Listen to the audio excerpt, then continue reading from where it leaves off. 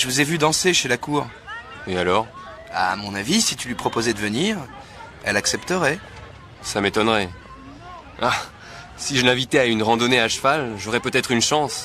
Mais les rallyes, c'est pas son truc. Et si on lui posait la question? Comment ça? Ce soir, on pourrait aller dîner au restaurant de la fac de droit.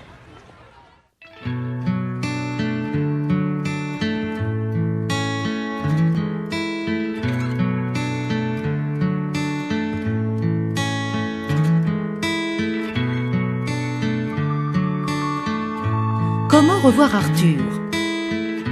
Au Club Gym de Grenoble.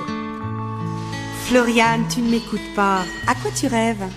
Tu sais, l'autre jour, chez la cour, j'ai rencontré un type super sympa, mignon en plus. Tu as ses coordonnées? Non, mais il s'appelle Arthur, et c'est un copain de Dylan. Je me demande s'il se souviendrait de moi. On pourrait l'inviter ce week-end. Chez Patrick, dans le Vercors? Non, il ne connaîtrait personne. Et puis, tu vois, je ne veux pas faire le premier pas. Et si on restait à Grenoble ce week-end?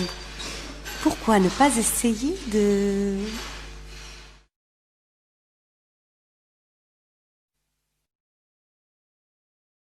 La ligne des Cévennes.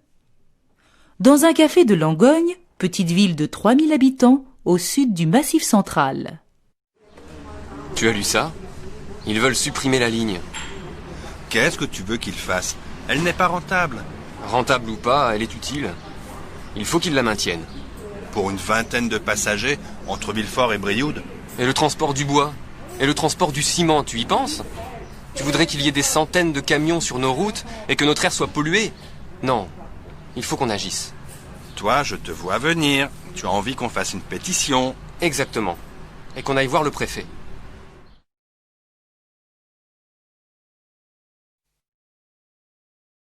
Difficile à convaincre.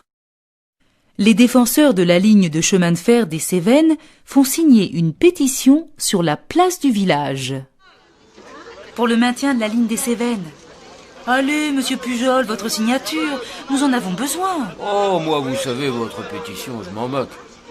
La ligne, je m'en passerai. Comment ça? Quand vous allez voir votre fils à la Bastide, vous ne prenez pas le train? Oh, je n'y vais plus.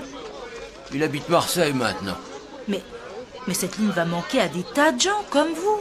Oh, ils prendront le car. Et tous ces camions de bois qui vont passer devant chez vous, vous y avez pensé? Ça va en faire du bruit. Je m'y habituerai. J'en doute. Nous en reparlerons, monsieur Pujol.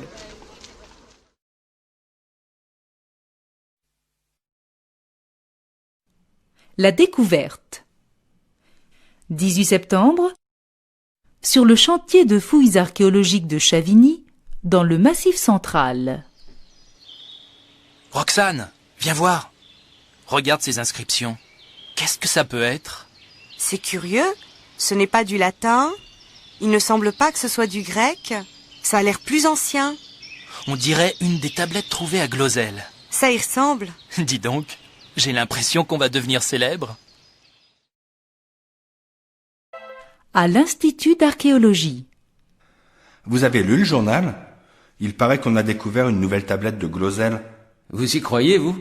Vous savez bien qu'il est probable que les découvertes de Glozelle sont des faux. Mais les tablettes de Chavigny prouvent le contraire. Pas sûr. Il est possible aussi que ce soit une plaisanterie. Quelqu'un a voulu se moquer de Marley.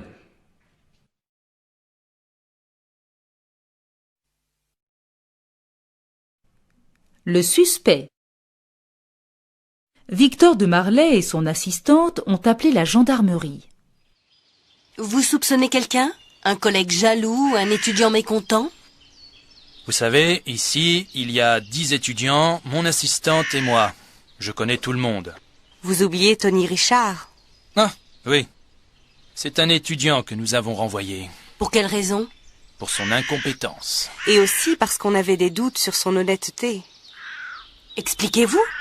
Un jour, on a trouvé des pièces archéologiques dans sa chambre. Il a dit qu'il voulait les photographier. Il y a combien de temps que vous l'avez renvoyé? Ça fait 10 jours. Et il est resté longtemps ici? 15 jours, à ne rien faire. Vous l'avez revu depuis? Il revient de temps en temps. Il a des copains ici. Je pourrais les voir.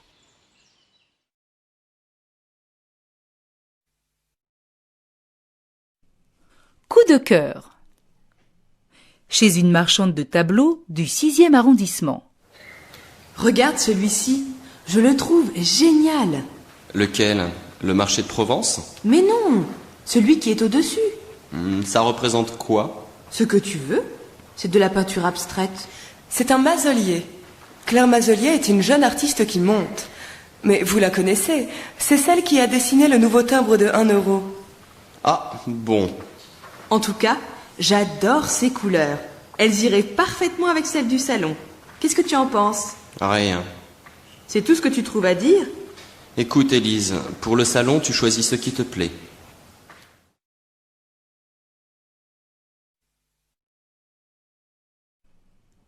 De surprise en surprise.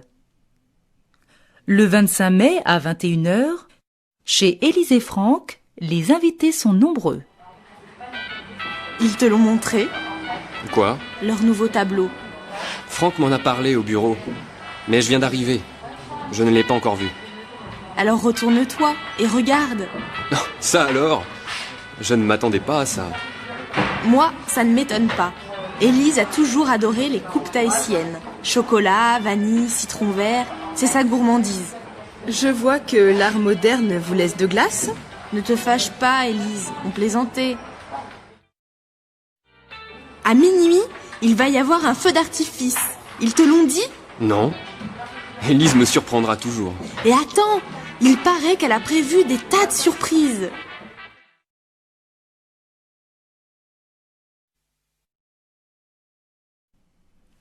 Explication.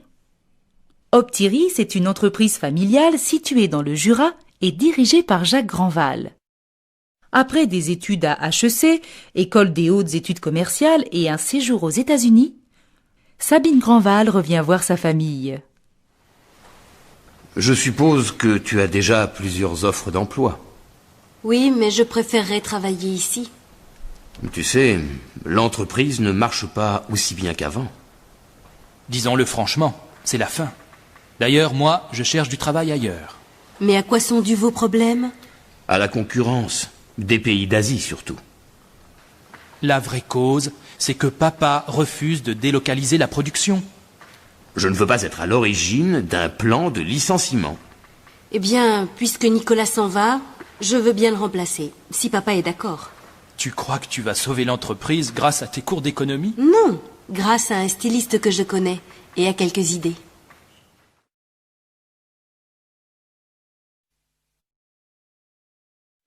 Nouvelles inquiétudes. L'entreprise Optiris. Dans le bureau du styliste. Je te dérange? Pas du tout, entre. Oh, toi, il y a quelque chose qui ne va pas. Luigi, je suis inquiète.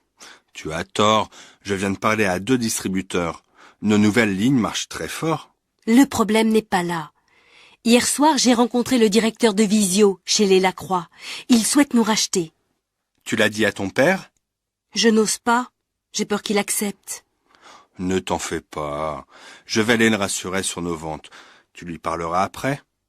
Et les syndicats, ils sont au courant? Oh, il n'y a rien à craindre de ce côté-là.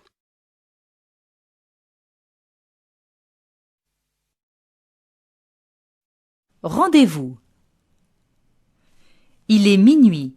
Sur un parking à la sortie d'une petite ville du sud-ouest, des jeunes se retrouvent.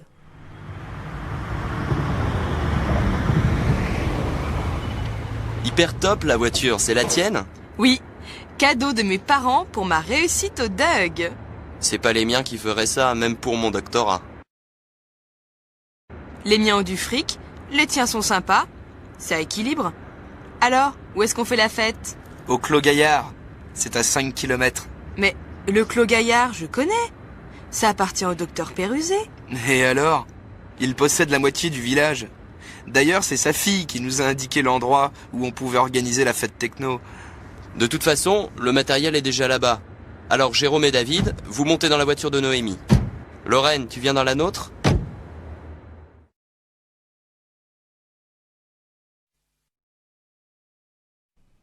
Vous n'avez pas le droit. Il est 1h du matin. Au Clos Gaillard, la fête techno a commencé. Des centaines de voitures arrivent.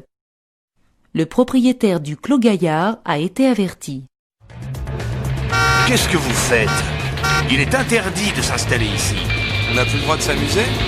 Il y a des endroits pour ça. Mais qu'est-ce que ça peut vous faire? Ces champs ne sont pas cultivés. Nous sommes loin de tout. De quoi avez-vous peur? D'être obligé de nettoyer pendant un mois. On vous promet qu'on nettoiera. Moi, je veux bien tolérer que vous fassiez votre fête ici, mais s'il y a un problème...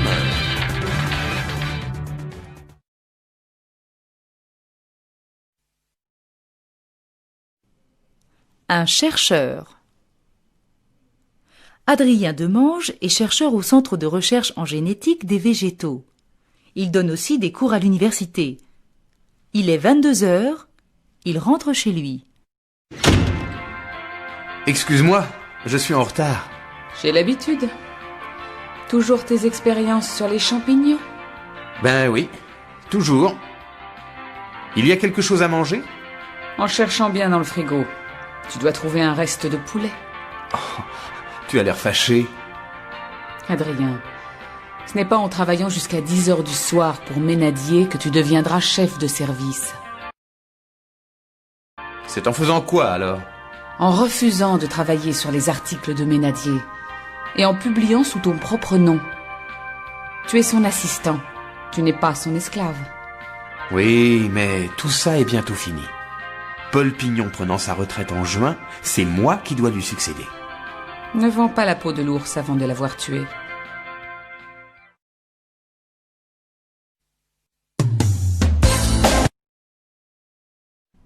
Déception. Un mardi matin, au Centre de recherche en génétique des végétaux, Adrien Demange rencontre une collègue. Tes oreilles n'ont pas sifflé hier soir? Pourquoi? On a parlé de moi? Ménadier nous avait réunis. Florence Mauget, Pignon et moi.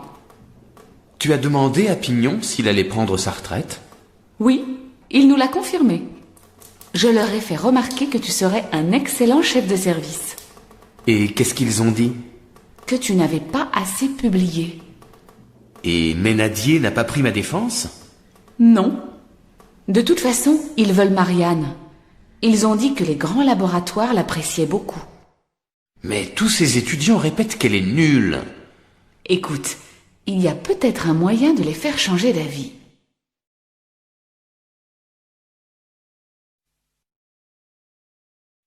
Motivation. Jeudi 20 juin, 11 h, à la faculté de droit de Bordeaux. Les résultats des examens de licence sont affichés. Alors, tu as réussi? Non, mais j'ai failli, hein. J'ai eu 9,5 sur 20. Qu'est-ce qui n'a pas marché? Le droit international. Je n'ai pas eu de chance. Je suis tombée sur le droit de la famille à Madagascar. Donc tu vas passer les vacances à réviser. D'abord, je vais partir. 10 jours, n'importe où. Je vais entrer dans n'importe quelle agence de voyage et je prendrai ce qu'ils me proposeront à 300 € maximum. N'importe quoi. Mais tu vas te retrouver avec n'importe qui. Jeudi 20 juin, 14 h, dans l'agence Cap Monde d'Amiens. Je suis désolée. Comme randonnée, il ne nous reste que le Pays Basque. Mais c'est assez sportif. Ça m'est égal. Jeudi 20 juin, 15 h, dans un café de Rennes. Moi, les nanas, je ne les trouve ni sur les plages, ni dans les boîtes de nuit. Ah bon? Et c'est quoi ton truc? La randonnée.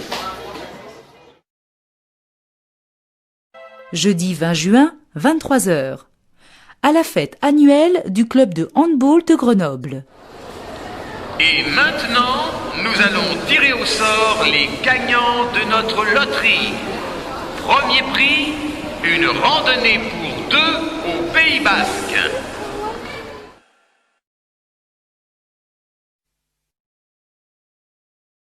Perdu. Après avoir visité la grotte d'Arpea au Pays Basque, les randonneurs sont allés explorer les montagnes. Ils essaient de retrouver le chemin du retour. Ça fait longtemps qu'on longe ce ruisseau. Vous ne croyez pas qu'on a dépassé le départ du sentier? Le berger a dit au gros chêne. Tu as vu un gros chêne, toi? Tu sais, moi, les arbres, ce n'est pas ma spécialité. Et puis, avec ce brouillard, tout se ressemble. À mon avis, il faudrait grimper par là et redescendre de l'autre côté. Ne vous inquiétez pas. Le ruisseau contourne la montagne. En le suivant, on ne peut pas se perdre. De toute façon, tous les fleuves vont à la mer. Et tous les chemins mènent à Rome.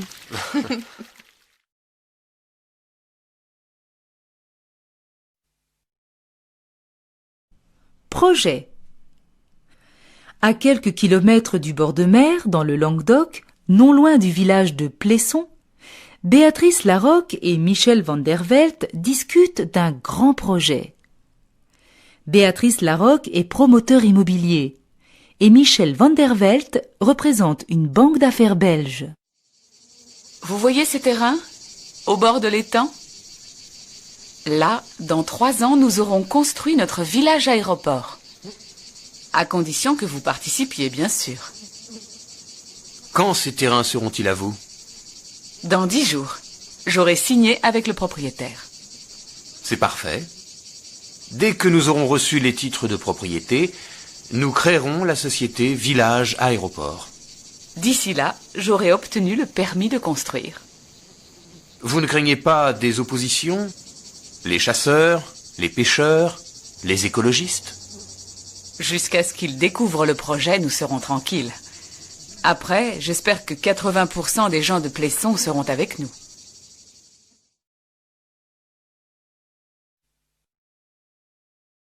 Critiquer. Le village aéroport 2. Critique. Le village aéroport est construit. Bien que ce soit un succès, il a tout de même des opposants. La réalisation de Béatrice Larocque est critiquée lors d'une réunion du conseil municipal. Personnellement, je ne pense pas que le village aéroport ait été une bonne chose pour Plesson. J'attends vos arguments. D'abord, je constate que les avions passent au-dessus de Plesson, alors que vous nous aviez assuré du contraire. Ça peut arriver, quand le vent vient du sud. Je crains que vous n'ayez pas remarqué que c'est presque toujours le cas. Et d'autre part, bien que 800 personnes se soient installées dans votre village aéroport, les commerçants de Plesson n'en profitent pas. Vous exagérez. Ces nouveaux résidents payent quand même leurs impôts. Même s'ils vont rarement chez les commerçants de Plesson, ils ont tout de même permis de créer 60 emplois à plein temps.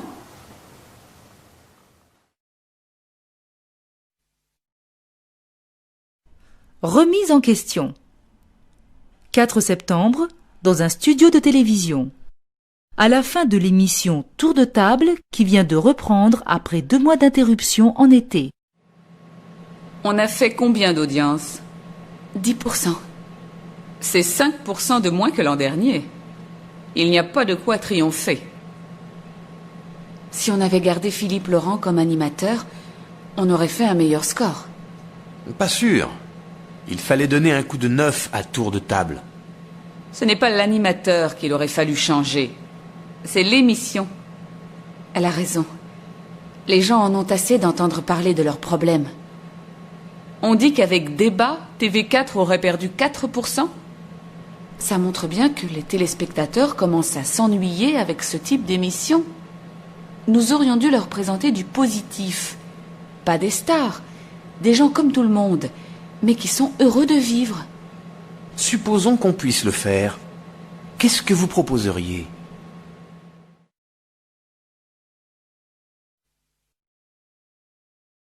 La nouvelle émission. L'émission de télévision Tour de table a été supprimée. Ce soir, c'est la première d'une nouvelle émission « Je ne suis pas comme vous ».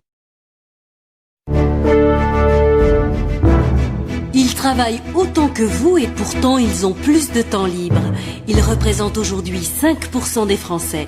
Sur le plateau de Je ne suis pas comme vous, nous accueillons ce soir ceux qui refusent la dictature de la télé et du portable. C'est le cas de Corinne et d'Andy qui ont 21 et 22 ans. Alors Corinne, pour vous il y a encore 6 mois c'était boulot télé dodo. Tout à fait. Ça a commencé quand j'ai rencontré Andy. On s'entendait bien, mais il n'aimait pas que je fasse de la danse et j'avais horreur qu'il aille à ses matchs de foot. On a décidé d'abandonner nos activités. Du coup, on s'est mis à regarder la télé. On est devenu tellement accro qu'on la regardait 6 heures par jour en semaine et beaucoup plus pendant le week-end. Et qu'est-ce qui vous a fait changer? Un samedi après-midi, il y a eu un gros orage et la télé est tombée en panne. On a passé un week-end formidable. Le lundi, on était si heureux qu'on a oublié la télé. Corinne m'a dit « J'aime mieux qu'on ne la fasse pas réparer ». Et voilà, on s'est aperçu qu'il y avait tant de choses à faire que c'était ridicule de perdre son temps avec la télé.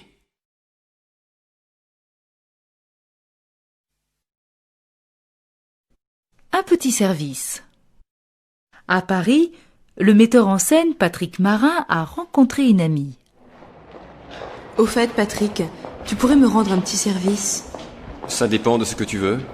Si c'est de l'argent, n'y compte pas. J'ai mis toutes mes économies dans mon nouveau spectacle. C'est pour ma fille, Valentine. Elle adorerait faire du théâtre. Tu n'aurais pas un petit rôle pour elle? Non, je regrette. Pour l'avare, nous avons choisi les acteurs. Tant pis, ce sera pour une autre fois. À moins qu'un petit travail d'assistante lui convienne. J'ai besoin de quelqu'un pour les accessoires, à condition qu'elle soit un peu débrouillarde. Tu peux lui faire confiance.